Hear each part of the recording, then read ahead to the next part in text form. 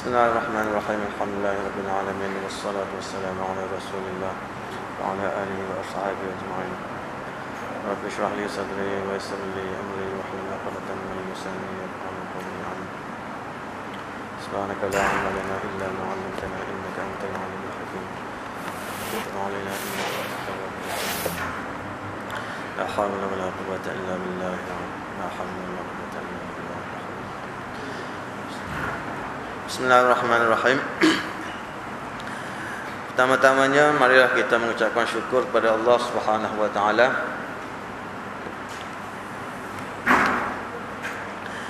kerana dengan limpah kurnia-Nya dapat sama-sama kita berkumpul selepas salat maghrib berjamaah di surau Kota Warisan.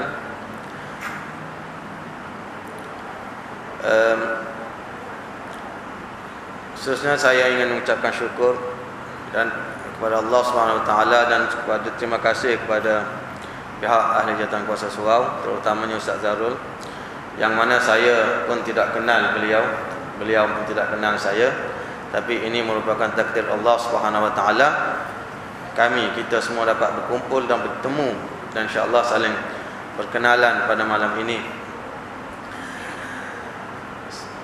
Tadi saya datang tadi agak terlewat sikit, walaupun dalam perancangannya untuk datang berjemaah bertakbir takbiratul ihram sama-sama dengan imam tadi, tapi inilah yang kita katakan qadarallahu ma syaa fa'al. Apa yang Allah Taala takdirkan itu dia lakukan, dan itu semua merupakan takdir Allah Subhanahu wa taala. Walau apapun yang kita lakukan, walau apapun yang kita rancangkan, walau apapun yang kita buat, kalau Allah Subhanahu wa taala tidak izinkan, maka tidak akan berlaku. Itu pegangan akidah kita sebagai seorang Islam. Jadi tuan-tuan dan puan-puan, pada malam ini, oleh kerana ini merupakan majlis perkenalan, majlis yang pertama, pertemuan yang pertama di antara kita, maka sukanya saya untuk memperkenalkan diri, bukan untuk memperbanggakan diri supaya orang kenal. Sebab apa yang kita nak cakap ini, kita nak cakap tentang agama. Kalau orang tak kenal, entah daripada siapa kita ambil agama kita. Itu ajaran kita. Nama saya Mazlisan Mustafa. Mungkin yang ada yang tak pernah dengar nama ni. Satunya sebab nama tu bunyi pelik sikit. Yang keduanya memang orang pun pelik, tak bercampur dengan orang, katanya lah. Jadi saya, kalau mungkin yang pernah dengar sahabat saya Ustaz Nazmi, mana tuan Abang Haji, Abang Haji Malik Tadi dia pesan kepada saya untuk sampai kat sana, salam kepada nama Abang Malik ke siapa? Ada ke siapa kat sini? Saya tak kenal. Jadi dia kata itu sahabat saya masa saya belajar di Syria sana. Saya pulang daripada Syria tahun 1997. Jadi daripada tempoh 1997 itu sampai sekarang, ini memang takdir Allah SWT meletakkan saya di sini. Ringkas cerita nak cerita kisah saya yang di Syria sana lah. Jadi ringkasnya apa yang saya lakukan sekarang ni, saya ni seorang usahawan, memang kerja tetap hakiki saya berniaga lah. Dan sekarang saya dengan beberapa sahabat sedang membangunkan sekolah pondok di Melaka, yang mana yang diasaskan oleh Ustaz Fuad di bawah pertubuhan murid-murid kitab Turath.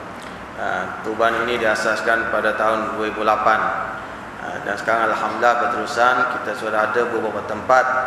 Ada 4 tempat, 4 kawasan tanah wakaf yang telah ditukar nama kepada pertubuhan untuk dibangunkan sekolah pendidikan agama. Alhamdulillah ianya berkembang sedikit demi sedikit. Dalam masa yang sama, saya tidak kencang mengajar sana mengajar sini, tapi bila ada permintaan maka saya pergilah. Saya juga mengajar di pertubuhan Sinar Damsyik. Kalau tuan-tuan pernah dengar, satu pertubuhan yang diasaskan oleh sahabat Ustaz Alih Solihin, yang mana juga merupakan bekas pelajar Syariah yang berpusat di Shah Alam. Ini pertubuhan yang mana kita menjaga warisan tradisi kitab-kitab ulama. Jadi tuan-tuan dan puan-puan, untuk perkara-perkara yang selebihnya itu insya-Allah kita akan berkenalan dengan lebih lanjut dari masa ke semasa lah. Itu sekadar mukadimah. Kalau orang kata engkau pergi mana tadi? Dah aku tak tahu nama dia Ustaz Mazlisan. Kalau engkau nak kenal dia, aku carilah. Mana sekurang-kurang kita dah ada punca kita. Jadi tuan-tuan dan puan-puan, walaupun saya terlambat tadi, tapi alhamdulillah saya dapat juga sampai dan sempat jugalah berjemaah ikut walaupun di akhir-akhir sikit. Itu pun pecut entah 16 17 dalam waktu maghrib. Sebab janji Ustaz Darul saya akan sampai sini solat berjemaah daripada awal, tapi entah macam mana qadarullahu ma syaa fa'al, terlambat. Walau bagaimanapun ini merupakan nikmat Allah Subhanahu wa taala. Saya sampai di sini dalam keadaan selamat, alhamdulillah, tidak ada apa-apa kecederaan ataupun perkara yang tidak diingini berlaku. Ini merupakan nikmat. Kita sebut nikmat Allah Subhanahu wa taala untuk kita, hamba dia, umat manusia. Bila kita bercakap tentang nikmat, maka banyaklah nikmat Allah Subhanahu wa taala kepada kita, yang mana kita pada masa ini ramai yang sudah lupa tentang nikmat Allah Subhanahu wa taala, dan ramai juga yang tidak lupa tapi leka. Dia terleka dengan perkara-perkara lain sehingga dia melupakan nikmat Allah Subhanahu wa taala. Perkara apa yang menyebabkan dia lupa akan nikmat Allah Subhanahu wa taala? Semuanya ada disebut dalam Al-Quran, yang kita sebut dengan perkataan dunia.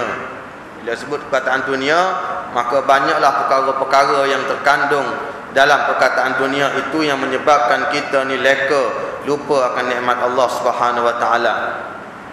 Seterusnya daripada selain daripada mereka yang lupa dan leka ini, ada mereka yang sengaja buat lupa.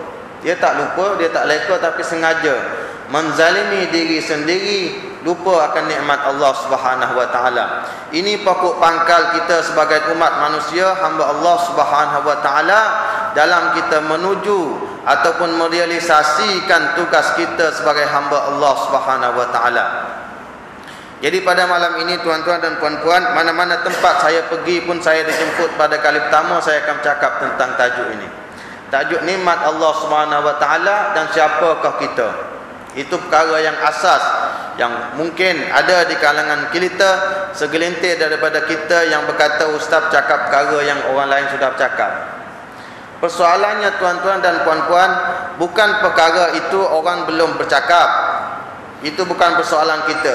Al-Quran dan Al-Hadis sudah lama diperkatakan daripada Rasulullah yang menerangkan ajaran Al-Quran, menerangkan wahyu yang diturunkan kepadanya, sampailah kita sekarang ini perkara yang sama yang dibicarakan oleh al-ulama warathatul anbiya.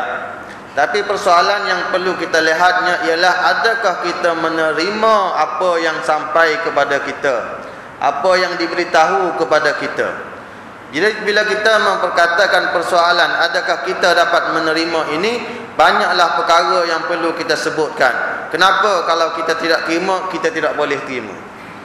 Kenapa orang lain boleh terima, kita tak boleh terima? Kenapa susah sangat untuk masuk dan melekat dalam hati kita? Sedangkan hati kita dan hati orang lain itu sama. Kita juga manusia, dia juga manusia. Kita ada telinga, dia pun ada telinga. Kita ada akal, mereka pun ada akal. Kenapa mereka boleh terima tapi kita tidak boleh terima? Itu persoalan dia. Bukan persoalan perkara yang nak disampaikan itu perkara yang tidak disebut oleh orang lain barulah hebat percakapan kita. Itu bukan persoalan dia. Ada di antara kalangan kita yang berkata, kalau engkau nak bercakap, cakaplah apa yang orang tak pernah bercakap. Tak ada suatu pun perkara yang tak pernah orang bercakap dalam dunia ni. Apatah lagi kita ni diambang kiamat. Sudah lama kita. Sudah semua yang diperkatakan. Persoalannya adakah kita terima ataupun tidak terima. Tuan-tuan dan puan-puan, menyentuh tentang persoalan nikmat. Kalau kita nak kira nikmat Allah Subhanahu wa taala ini, memanglah kita tidak dapat nak kira. Terlampau banyak. Wa in ta'uddu ni'matallahi la tuhsuha. Kalau kita nak kira nikmat Allah Ta'ala ni memang tak terkira banyaknya. Tapi kita boleh menyebut beberapa nikmat yang merupakan nikmat agung yang Allah Ta'ala kurniakan kepada kita. Katanya Al-Imam Ibn Atha'illah As-Sakandari rahimahullah ta'ala dalam hikmatan hikmahnya yang ke-97 dan 98, ada dua nikmat. Ni'matan ma kharaja mawjudun anhuma. Dua nikmat yang memang tak terlepas. Mana-mana makhluk yang ada di atas muka bumi ini memang tak terlepas daripada dua nikmat. Apa dia nikmatnya yang katanya? Ni'matul ijad, nikmat yang mengadakan, menciptakan. Allah Ta'ala ciptakan kita daripada tiada kepada ada. Kalau Nabi Adam dulu Allah Ta'ala jadikan daripada tanah, kemudian kita sekarang ni disebutkan keturunan-keturunan anak Adam daripada titis air mani, kemudian dijadikan segumpal darah dan daging, kemudian dijadikan tulang-tulang, kemudian disaluti dengan daging-daging, maka terjadilah satu ciptaan yang baru. Ansha'nahu khalqan akhar. Itu asal kejadian kita. Ini merupakan nikmat Allah Ta'ala yang pertama. Daripada tiada kepada ada kita, maka ini bukan nikmat. Siapa-siapa yang tidak bersyukur dengan nikmat Allah Ta'ala, maka dia kufur akan nikmat ini. Dia tidak rasa terima kasih Allah Ta'ala ciptakan dia.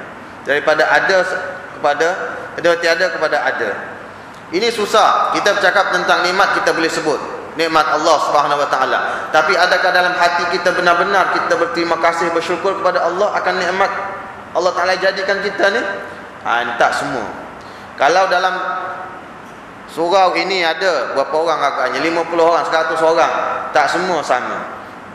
Kesyukuran yang ada dalam diri masing-masing akan nikmat Allah Ta'ala ini tak semuanya sama. Kalau kita tanya, kita tilik, kita semak, tak semuanya sama. Ada yang dengar dia rasa terima kasih, ada yang benar-benar terima kasih. Hakikat maqam terima kasih syukur kepada Allah Subhanahu wa taala ini tidak akan tercapai selagi kita tidak jadi seperti apa yang Rasulullah sallallahu alaihi wasallam sebut, afala akunu abdan syakura. Adakah aku tidak nak jadi seorang hamba yang bersyukur? Ini hakikat syukur yang sebenar. Tak apa tuan-tuan. Itu nikmat yang pertama. Nikmat yang kedua, selepas Allah Ta'ala ciptakan kita, jadikan kita daripada tiada kepada ada, ini nikmatul imdad katanya. Nikmat Allah Ta'ala meneruskan kehidupan kita. Imdad, memberi segala apa yang kita ingini sebagai bekalan hidup kita di atas muka bumi Allah Subhanahu Wa Ta'ala. Kita perlukan makanan, Allah Ta'ala beri. Kita perlukan penglihatan, Allah Ta'ala beri mata, kita dapat melihat. Kita perlukan pendengaran, telinga, kita boleh mendengar, Allah Ta'ala beri. Kita perlukan apa saja, bumi untuk berpijak, Allah Ta'ala beri. Kita perlukan kaki untuk bergerak, berjalan ke sana, ke sini, Allah Ta'ala beri. Kita perlu tangan untuk berpegang, untuk mencari rezeki, mencari nafkah, Allah Ta'ala beri. Semuanya Allah Ta'ala beri apa yang kita kehendaki untuk meneruskan hidup kita di atas muka bumi. Untuk dalam perjalanan kita nak sampai ke destinasi yang seterusnya. Ini kita panggil apa? Ni'matul imdad. Ini dua nikmat. Sehinggalah kita menemui ajal. Thumma innakum ba'da dzalika lamayyitun. Kemudian kamu selepas itu akan mati.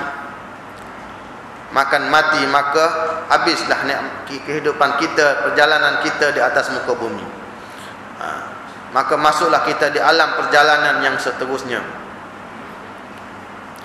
Ini dua nikmat yang selalu disebut dalam kitab-kitab ulama, nikmat yang agung. Tak usah kiralah nikmat yang lain.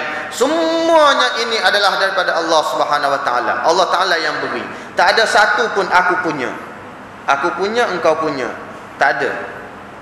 Hatta beradanya kita dalam surau ini, anak saya bercakap di hadapan tuan-tuan dan dengar di hadapan saya, mendengar saya bercakap, ini pun merupakan nikmat. Tidak ada kata, oh aku ini datang bagusnya aku. Tak ada tuan-tuan. Jangan sekali-kali terlintas, terdetik dalam hati kita, perasaan kita, aku ni baik daripada kawan jiran aku di sebelah rumah. Aku datang surau, dia tak datang surau. Mana datangnya perkataan aku? Sedangkan semua nikmat itu daripada Allah Subhanahu Wa Taala.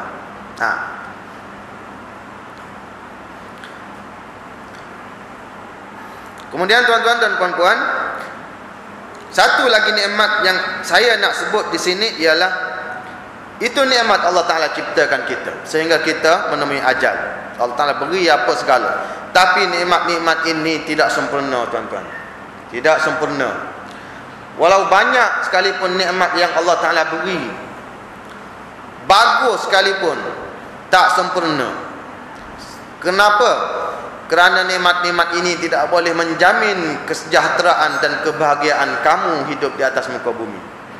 Itu Allah Ta'ala bagi tahu kita. Sebab itulah Allah Ta'ala lengkapkan nikmat-nikmat Dia kepada kita dengan satu lagi nikmat agung yang kita panggil nikmat agama. Al-yawma akmaltu lakum dinakum wa atmamtu alaikum ni'mati. Atmamtu alaikum ni'mati. Aku lengkapkan, sempurnakan untuk kamu nikmatku ke atas kamu. Apa dia?